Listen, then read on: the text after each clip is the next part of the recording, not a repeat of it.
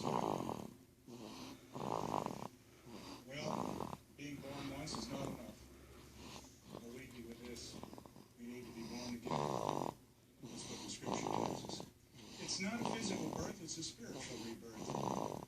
In talking to Nicodemus, Jesus answered him and said, "Most assuredly I say to you, unless one is born again, he cannot see the kingdom of God."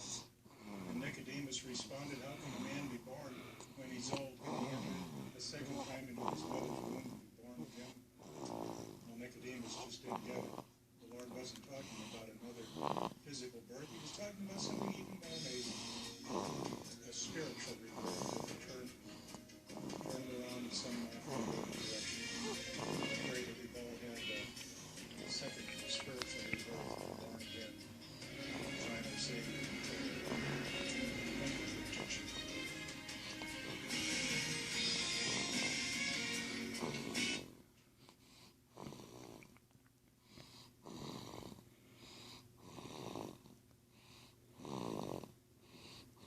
Visit AnswersInGenesis.org or call toll-free 1-877-76-ANSWERS.